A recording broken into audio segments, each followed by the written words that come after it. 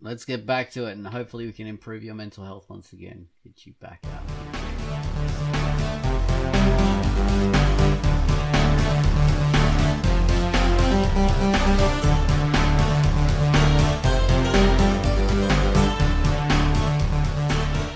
Hello and welcome to the QUACKCAST. This is the Drunkduck QUACKCAST. I'm Ozone Ocean, and with me is Baines. Hello. Pitt. Hello. And Tans. Hello. That was a very nice, a very measured welcome for everybody, because we are in a state of perfect mental health because our webcomics help us and benefit us, because we are webcomickers and we have something that to rely on and soothe our troubled minds. So that's what this webcomics are our opiates. Yes, the opiate of the people, and the people need their opiates. Plus, a bunch of people on Reddit just invested in the QUACKCAST. Topical. Exactly. Straight to the moon, baby. Straight to the moon. The millionaires and the billionaires. They're all... It's us now. We are the millionaires and billionaires because of the Robin Hoods of this world. We're rich in webcomics. We've got thousands. Exactly. Yeah. We are. On Trump. And it benefits our mental health. So that's the subject of today's QUACKCAST. Not mental health, which was last week's QUACKCAST, but how comics have... how we use comics to help ourselves. So... we'll be getting to that, but first I have to bring up the featured comic. QUACKCAST was very kind enough to feature a comic this week called But I Don't Like Parties. So, Quai, tell us why you don't like parties. Hello, this is QUACKCAST, and the feature I've selected for this week is But I Don't Like Parties by Tensa One. And it is rated E for everyone. The late night phone call. Hey man, do you want to come to a party? Asks a mysterious caller on the other line. The man sitting alone in front of his computer, who has grown accustomed to antisocial late nights, half-heartedly agrees to join in on the dancing and debauchery. But in the back of his mind he is screaming, but I don't like parties. But I Don't Like Parties is a bright neon-stained trip into the perspective of a man who is not very fond of parties, as he ventures into an actual party. This comic is a perfect read for the homebody who wants to experience physical touch and all the uneasiness of close proximity to another human, while maintaining social distance. The visually pleasing and bright color palette used is a stunning treat for the eyes. Follow this guy into a party, get lost in the crowd, and read But I Don't Like Parties by Tensa One, rated E. And that was QUACKCAST reading out her feature, which was But I Don't Like Parties. So that was quite an interesting little comic. Thank you very much for that, Quai. You picked a very psychedelically coloured image for it. So now we have the featured music, and this is an interesting one this week because Gun Wallace has found himself in a state of illness. He's injured his back quite badly, and he hasn't been able to record a QUACKCAST piece for us. And this is the first time in ages that he hasn't been able to do it, like years. He's like been regular as clockwork. So I've delved into the vast archive of fantastic theme tunes that I have to draw from and picked one of my all-time favorites. So this one is a Barbarian Adventure, which was a comic by Dario Comics. Good guy. We've interviewed him on the QUACKCAST, a German fellow. Yeah. And so this music I would describe as Lenny Kravitz, hard rock, love it, love it. So back then I wasn't really doing clever descriptions like I do now. So that's all I had for it. So yeah, take it away, Gun Wallace with Barbarian Adventure.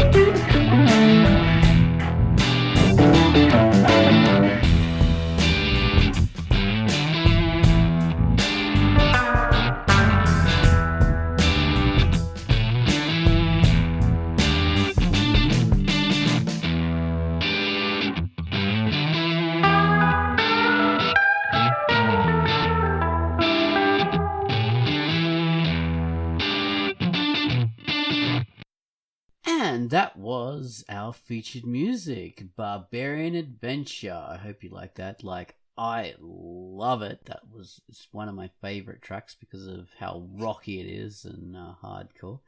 I really love that piece by Gun Wallace. It's one of my faves.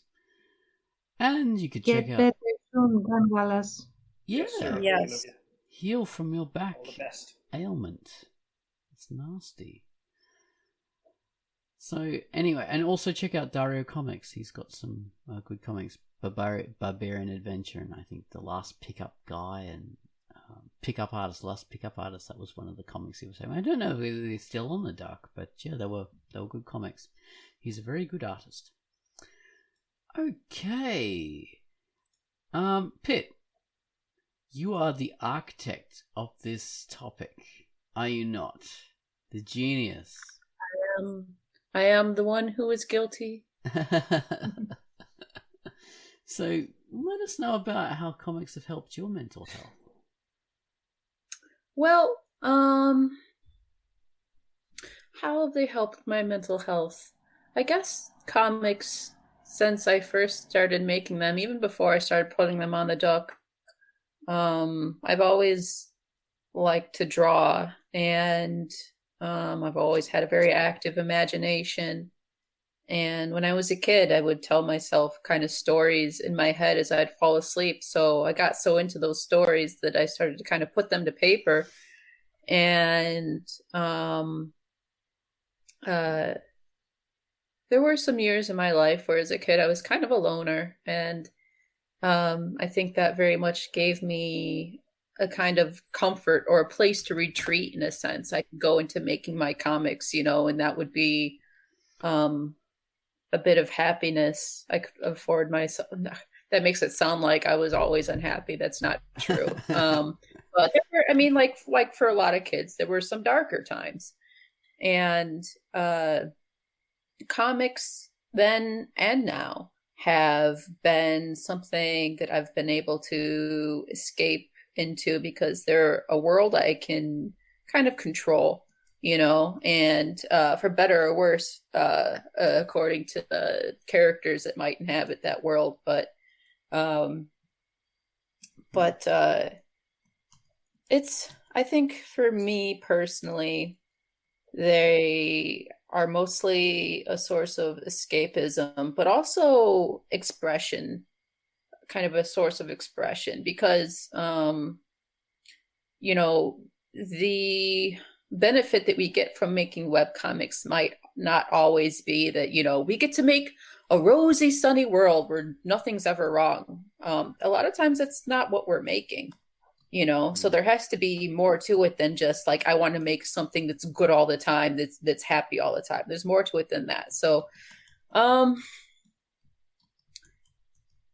okay, I'll use Inhabitants as a example again. Eventually I'm going to take what I've been kind of dealing with in terms of the PTSD and instill that into some of the characters and some of the reactions they have and what they experience. It's not going to be at the forefront of the comic, and they're not going to be limited in character to that they're just vessels of, symptoms of PTSD. They're going to be more than that, because I don't want it to be the PTSD comic, but because I've been hesitant to even kind of mention that, because I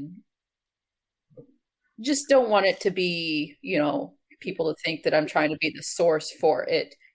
But it is something that I am experiencing. And I think that also, that I could wield that in a positive way, and that it gives me a certain perspective on certain things that other people might not have. So I can use that to inform the way that characters react in a way that might be more interesting, rather than just saying like, this part was scary, person was scared, and then we move on. There's more to it.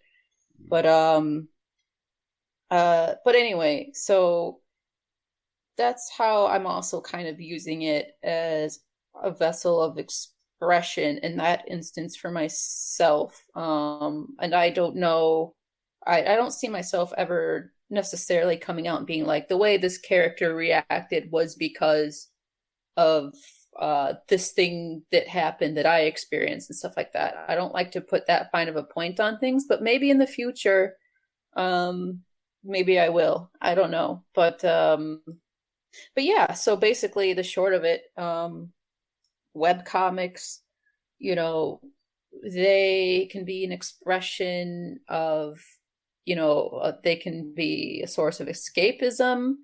They can help you kind of talk about things maybe, or sometimes they're also stressful. They can be stressful if you're trying to work on it and maintain a dedication to fans and stuff like that. And if you're not able to make enough time to put it out there on a constant enough schedule, that can be really stressful. Or if you get stuck at a spot where that you kind of write yourself into a corner, that can be stressful, whether you're doing it professionally or not, you know. And then also, it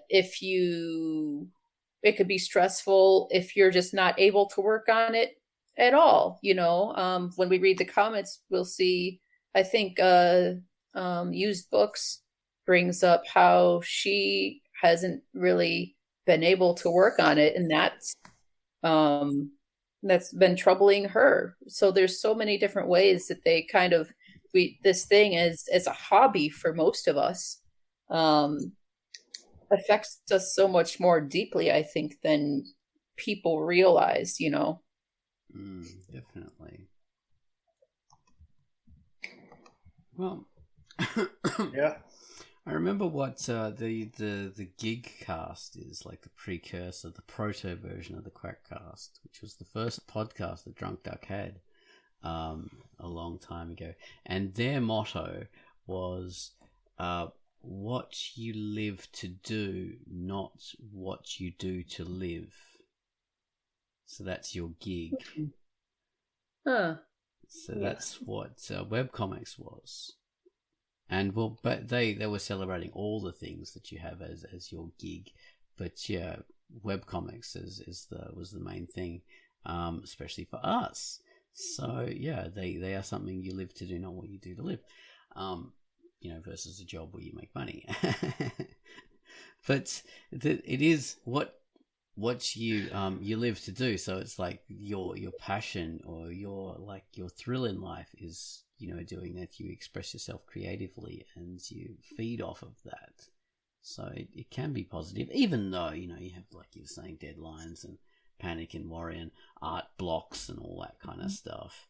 But still, even with art blocks and things like that, it's still like an emotion you feel over something that you love, and you wouldn't feel it if you didn't love it, if you weren't passionate about it. So it's a net positive.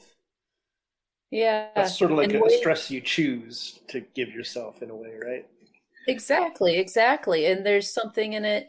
It's like, in a way, it's almost like the fact that it does mean so much is part of the reason why it could be stressful. And I want to kind of make clear here that I also want to talk about like all the positive things. I think it's both, you know, the web comics have a multitude of effects on you when you work on them, but yeah, like part of the reason why it can be so stressful is because it's so worth it, you know.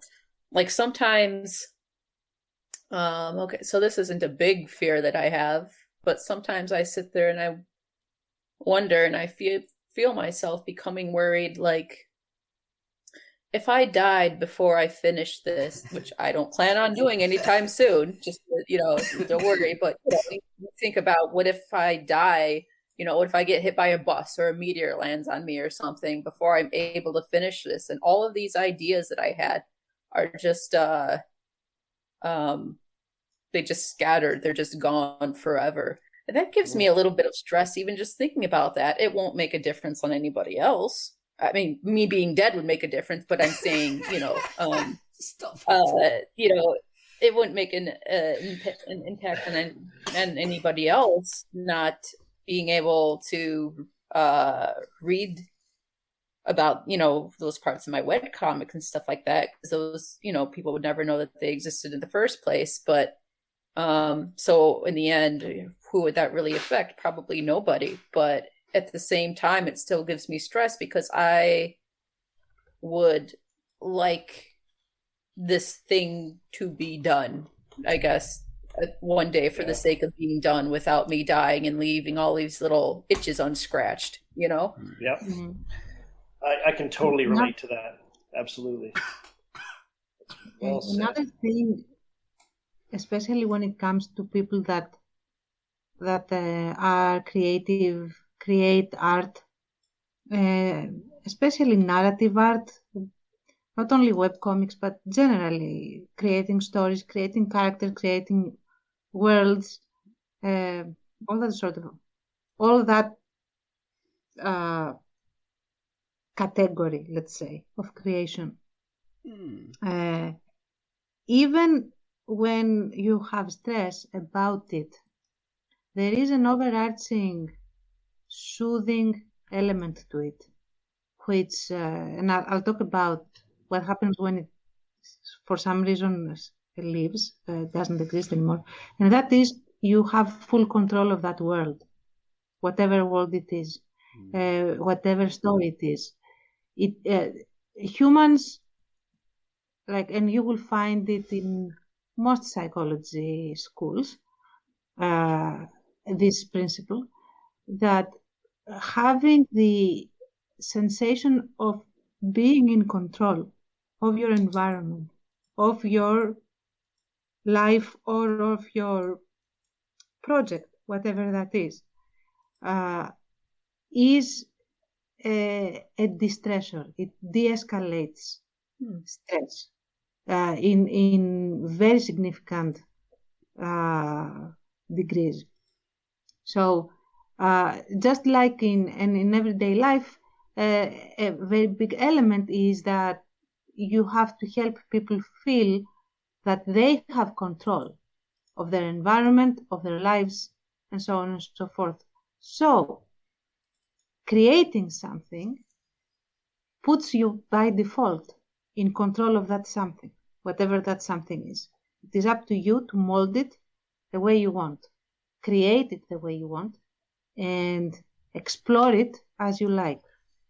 So even if it is super dark, like so dark that like nobody can tolerate being in this world, for the person that created it, it still will have a soothing effect, even if it's very subtle or indirect or whatever, because they are in control and they are venting into it the element that they want to explore, which might be, you know, complete nihilism or whatever that is.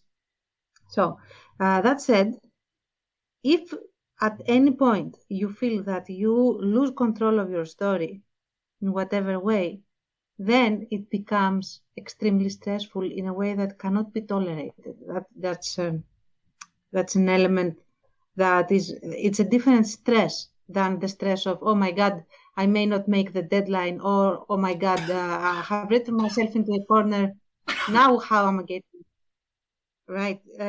But if you ever get to feel that you don't control your own story, then that can become very stressful and undermining to your confidence as a creator and to the relationship that you have with your characters and with your story itself. And that is why, because there are people that were wondering way back when creators didn't like other people to create fan fiction of their work. And there was this question mark, like, why wouldn't you want that?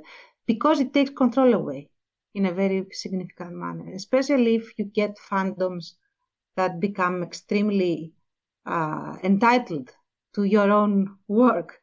That can also be very, very toxic in a very significant manner.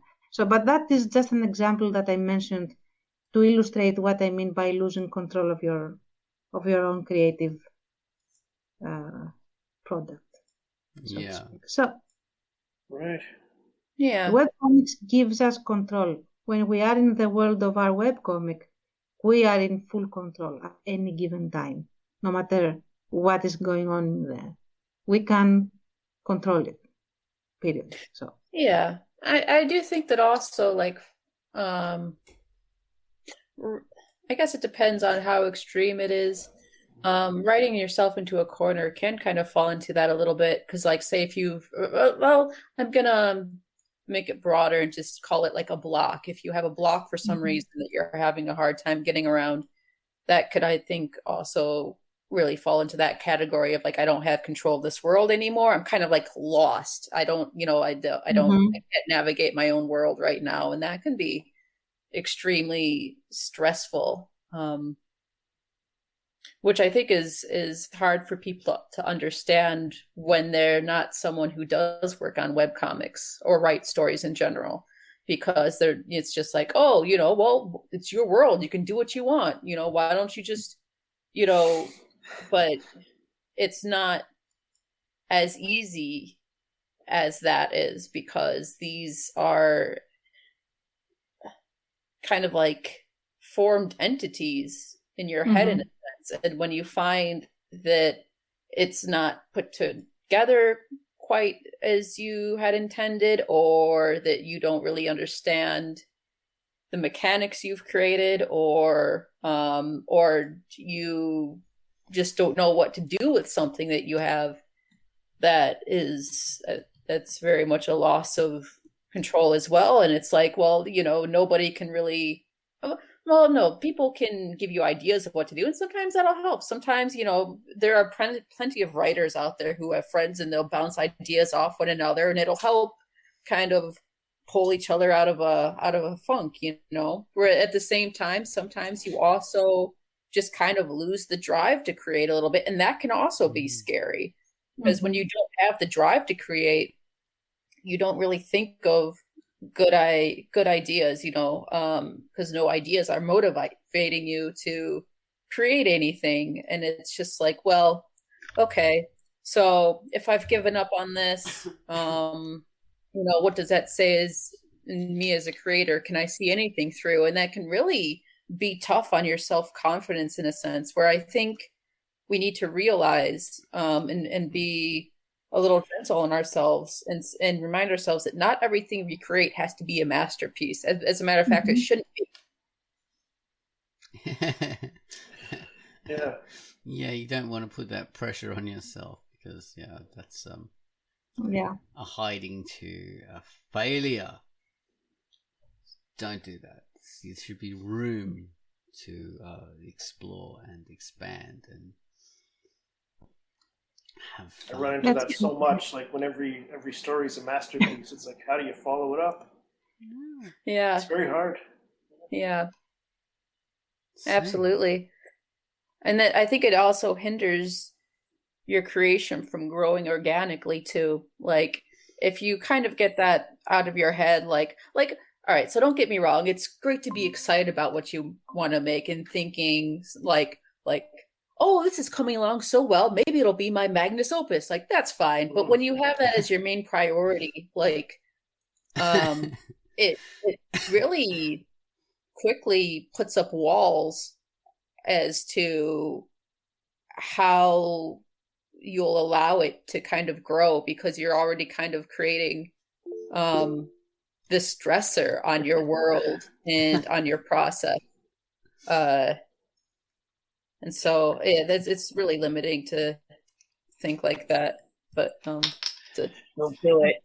Yeah, I mean, I don't think I've ever done a masterpiece, quote unquote. I was joking there, but yeah, definitely. Like, I find the stuff that's come out the best has been the most stressful. Really? It's the most hard to get together. Yeah, like, you're sort of laboring to get the stories together. You're like, how do I do it? And it kind of sits in my mind for months on end, or even more, like years, maybe even a couple of years. And that's the stuff that's was hard to figure out. And then when I got to the story, it came out. Like, those stories have come out the most satisfying. My best stuff is the stuff that I didn't try too hard on. Stuff I Oh, try really? too hard on, I mess up, and I it gets really stiff and poorly done because I just try too hard and I overthink stuff and I redo it. It comes out overproduced and Yeah, I can see that. underperforming. So yeah, that's if you want to draw badly, put too much pressure on yourself and keep on redoing it over and over and over again, and that's how you do it. So that's the instruction. Yeah.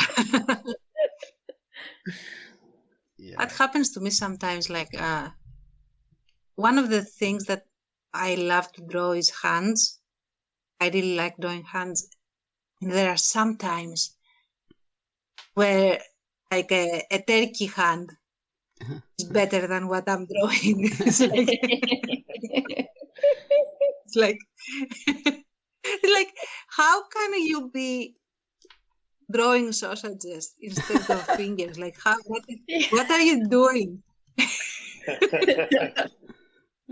Hands. Nothing demoralizes me quicker in drawing than hands do, because like if I haven't practiced for a while, for me that's the first thing to go is how to draw hands. And then like, oh, it's a real downhill slope from there until I just make myself sit down and practice, and then it comes back and it's like, what? I look at hands every day. Why can I not remember how to draw these? I have two of my own. What happened, you know?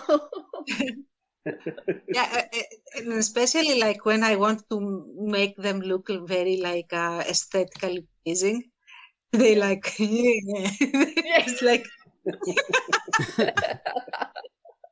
like that's the most bumbling, fat.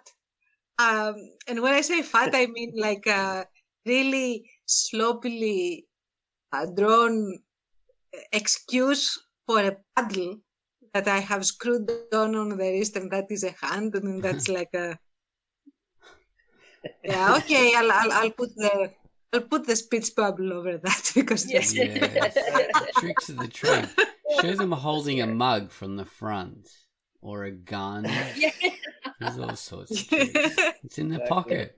It's behind someone else. It's behind the table. I've done all of it. Yeah. Sometimes they just don't work. Yeah. And but on the other hand, when it comes around nicely, it's like hallowed, like so beautiful. One of the best lessons. I love it so. One of the best lessons I've had for stuff is what I learned from my woodworking teacher years and years and years ago in high school. Is if you have a bent nail, don't keep trying to straighten it. Just pull it out and start again with a new nail. So that's what you do with your drawings. Yeah. Like if you get to a certain stage, don't keep like rubbing it out and doing it in and rubbing it out. Just scrap that piece and redo it. That way you get rid of all the freaking around and messing. So yeah, exactly. In a very big way, that's how you retain control of your story, in a sense. Like go back to the pattern that I mentioned. Like if it's sometimes it will not go as you expected, then it's not working and it's fine, and you are in control to just hit pause, go back, redo, and it's fine. That's right. I did that with Inhabitants. I started making it, and I said, "Nope, this isn't how it's going to start." And then it's not there anymore, and you can't find it. But see, and that's why also making a script. Voice crack. I'm Pitface. I'm 12. But that's why making a script beforehand is very handy, because it makes it less stressful if you do need to start over, rather than being knee deep in it already and having a following, and all of a sudden like, well, don't know where I'm going from here. I should have turned left back there instead of right, and now I'm so far into it that I can't. That the ship's completely capsized. I don't know how many analogies I need to put into this, but you know what I mean. And granted, like still, if you get to that point, where you're finding your story completely unsalvageable. It, that still might be the most viable option, is to nuke it from orbit and start again. But that really sucks, but it happens. And if in the long run it's going to lessen your stress and help you out, do it. Totally. And like, even if you have a following, chances are they follow your story and they don't follow the comic per se. What I mean to say is that they will trust you to just restart together with you. So don't feel that you are obligated because you have a following to keep on going where you don't like to go. That's very, very important, I think. Right. Because then again, you are relinquishing control to your audience, and you don't have control of your story anymore. So. Yeah. Good point. Yeah, that is important. Yeah. So, should we read out some of these things before we get too long into this? Because we did say we were going to do. Yeah. We're not the only authorities on this matter. We're not the gatekeepers of. We do have a community, and it's nice sometimes to include them. Yes, we'll be totally. Yeah, so that's funny. It sort of goes into what we were talking about, like creating the new social media hierarchy, and with ourselves at the top and stopping anyone else from getting to us. But we're not about that. We are egalitarians. We're about the community. That's right. Me, Baines, and Tange are just waiting to all stab Oz in the back when he's not looking, so we can assume his crown. Yeah, I'm worried about March. That's the danger. We are simply going to stand in at the time of crisis for the benefit of the people. As a temporary measure that lasts exactly forever.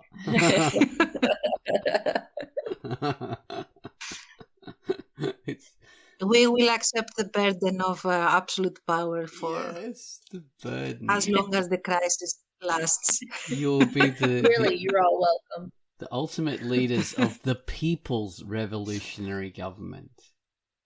The People's. Exactly. The People's Republic of the Revolutionary Communist Government. Should we do this? We should. So let's do this. Speaking of being egalitarian, I was the first one to comment after Pitt. So what I said was, last year it was really good to work on Bottomless Waitress, which helped calm and center me. But Pinky TA was a huge pain as usual. After I finished the latest page, I decided to have a break from it and sew for a while instead, because sewing also gives me that same level of centering and calming that working on comics does. So yeah, the project I work on with Baines, the Bottomless Waitress, that's the one that really helped me in this way, because Baines obviously writes the scripts and all that, and I just draw the pages to go along with it. And so some of the responsibility is like split between us, which is a good thing, and it feels really good in order just to draw pages and not have to worry about scripting and saying what action happens on which page and stuff. So yeah, that really does help me and my creativity and everything. So what about Same for me on the other side. Next up we have Elsie Stein. Oh, thanks, Baines. Yeah, I'm glad. It's a joint effort. You got to get drawn more pages so I can write. Maybe it's the other way around. I'll just draw boobs and you have to write a story about it. I think I could pull it off. I'll read that. I'll be there. There'll be very little reading involved, I'm sure, but I'll be there. Yeah. Well, Elsie Stein's made a comment, and who should read Elsie Stein? I will. Elsie Stein says, I would say I use my comic to help myself and others find some humor in the pandemic life, aka the new normal.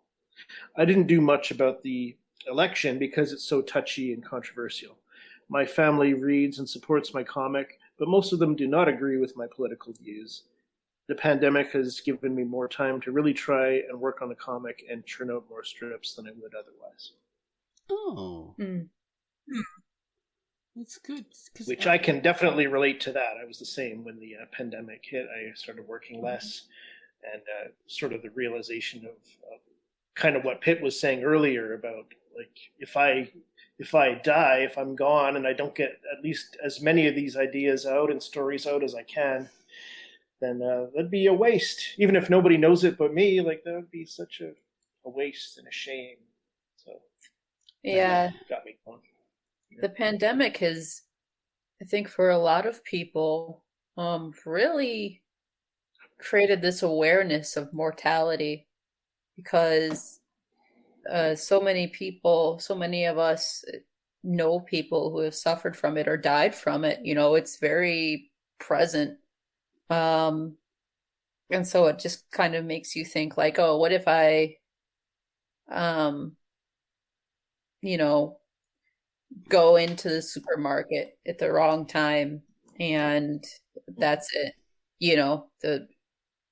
I end up hurting myself or somebody else by catching it, which I shouldn't. That's going to make a lot of people really anxious. But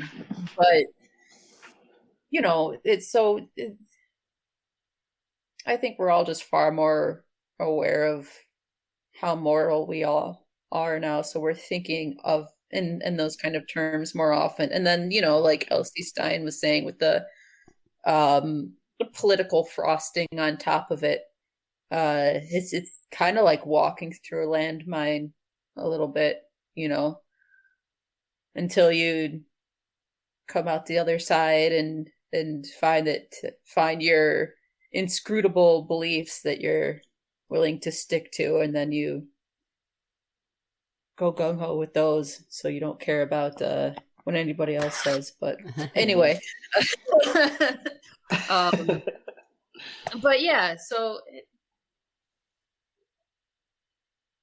the political climate has been really something. I think it's been another way in which people can express themselves through their webcomics, because we're also kind of navigating and coming to terms with things that we ourselves believe.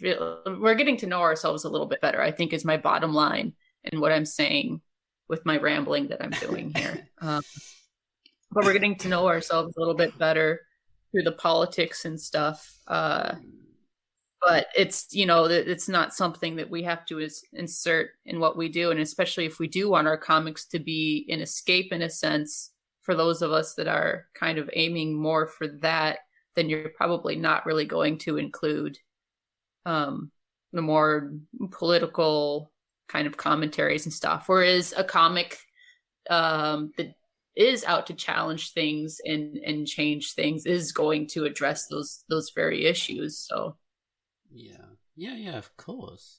And Elsie Stein does the comic called Adulting Amy. And she's not been on the dock long, but she's pretty cool in that she is really participatory in the community and being part of everything. Well, next up, we have used books. Vicky Boutwell, our resident park ranger. I can take Vicky. Go ahead. Okay, used books. She says, I've been having trouble being productive and staying focused. I have a lot of brain fog and more migraines since my mild COVID infection this summer. I don't know if they are directly related, because I also happen to be aging. Same girl. It sucks because my comic is my escape and my stress reliever. I need it mentally, but can't access it physically sometimes. I wanted to be more active in the awards and everything too. but it's all I could manage to complete barely a page or two a month.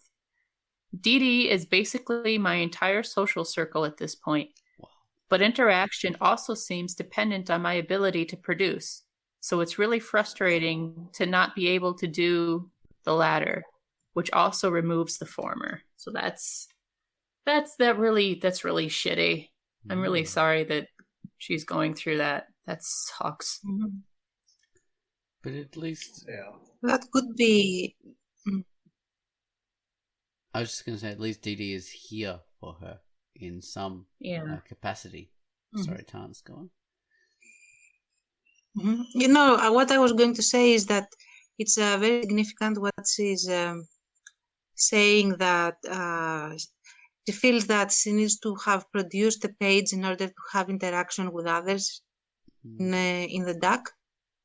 So maybe we should sort of do something. I don't know what that would be beyond the forums. Well, we do have something. We have Discord. Oh, that's right. Yeah. Now that's me completely going through a brain freeze. But we do have Discord, so you don't need to actually produce in order to interact with other people. All you need to do is come and just exist in the Discord, and whenever you feel like it, you just drop a line, and that will be it. No comic production needed.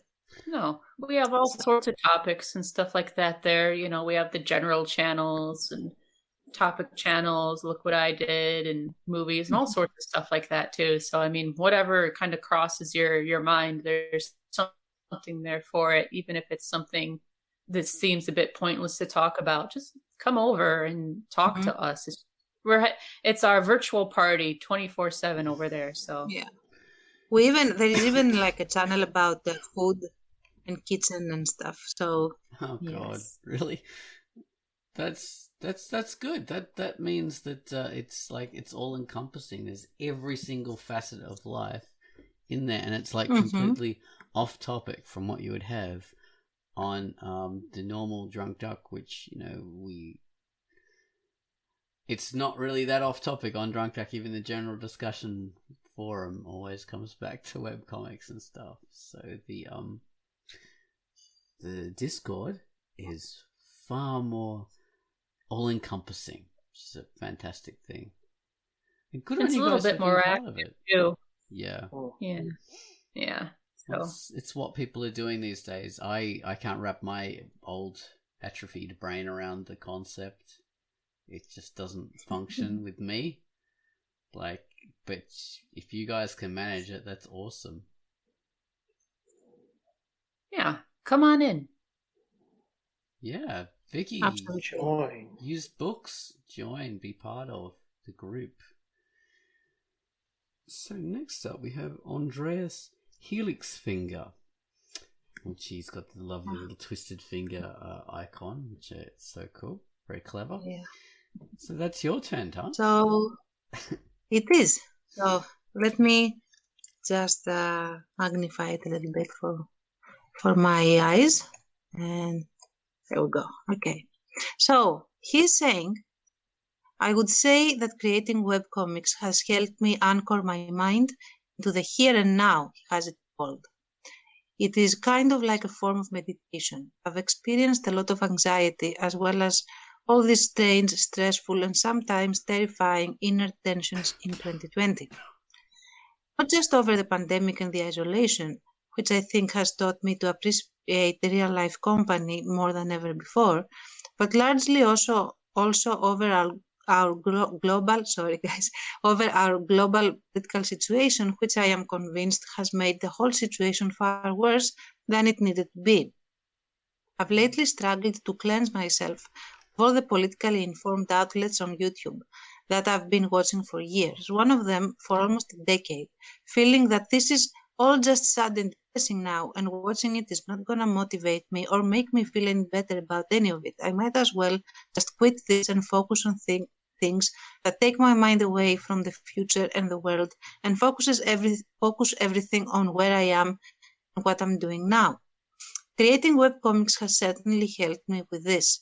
I'd like to think that I am using at least some of my stories as a means to convey my personal view of the human condition, mental health being one aspect. A way for me to widely and in an admittedly cheesy and quite childish manner explore and come up with imaginative ways to express what might be happening or could happen inside the human soul and in human society now or in the future. I know it doesn't look like it right now. My first priority is still to entertain both me and anyone reading.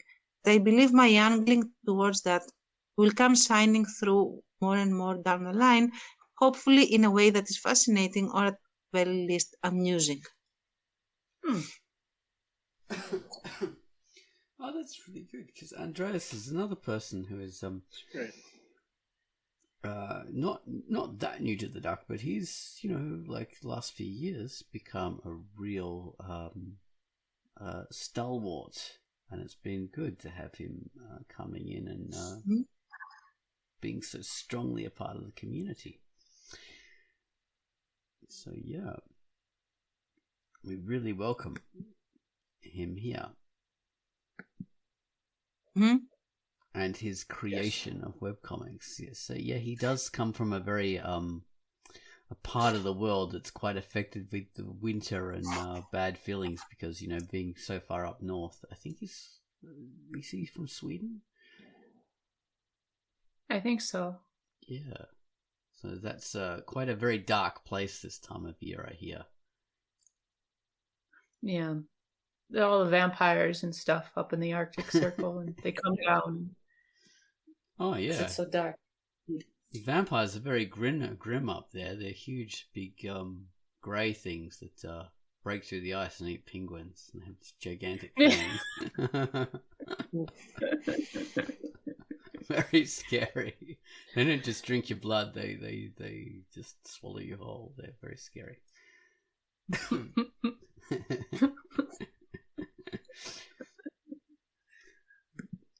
So yeah, having something creative, but not just creative, having a community as well is something that can really help you. A community of like-minded people. So yeah, that's what the duck can provide.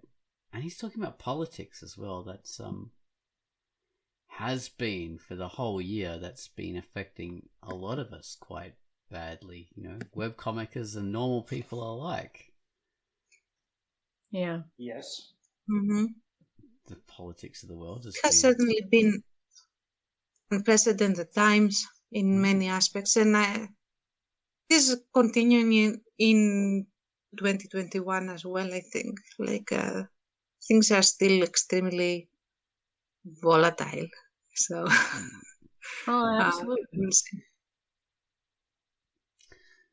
Yeah, well, it's not good to have commentary on political matters on a QUACKCAST, on a podcast, I suppose. It's about webcomics. So, all I will say is the way politics has been treated last year has been led by the United States, and it's been very immature, very childish. Yeah. Sorry. That's all I'll say. It'll be good to get to the grown-up level again, to come out of the kindergarten stuff. Especially in elevate. Yeah, especially when this is adult kind of problems that are affecting the world need adult solutions and adult approaches. So, and I don't know. I mean, back on track. Without going into politics, I wouldn't be so quick to judge like what is infantile or childish and what is not. It's the only thing that we can say is that conditions were such that things that happened or are happening, and the way things develop are suited to the era and the stimuli. That's too abstract. It's not abstract. It's I know what you actually mean. like Yeah. what I'm saying is that you cannot say that something is childish, especially outside looking in, but also beyond that. There is a lot of nuance that can push towards something that might seem not the usual MO, or it may not. And like, I would be very, very cautious in slapping a characterization on that. I would. It is what it is. So, yeah. Okay. Yeah, we just won't get into it. Just wear your mask, say 6 feet apart. Do it. Yeah. Do it. Yeah, do that. At least, yeah. Then you can all be like my little city, Perth, Australia, and not have any COVID. One day, Hey. like the promised land. If you're lucky enough to be isolated from the world by air travel and land travel and sea travel, then it makes it a bit easier. All right. Well, this has been an interesting QUACKCAST on the topic of having things that support your mental health, specifically your creative outlets and your creative communities. These things can help you greatly. So it'd be very interesting to learn more about other people's experiences and what they've used to help them maintain an even keel in these rough waters we find ourselves in. All right. Yeah, the thread is there. It'd be great to see more people. Yeah, so bloody well contribute, you bastards. Yeah. And of course, like you said, Discord is there also. Do it. All right. Well, thank you very much for listening to QUACKCAST number 516. I'm Ozone Ocean, and thank you. You guys have been cool. Baines, Bye-bye. Thomas, and Pitt. Bye. Thank you. Bye. Thank you. Bye-bye.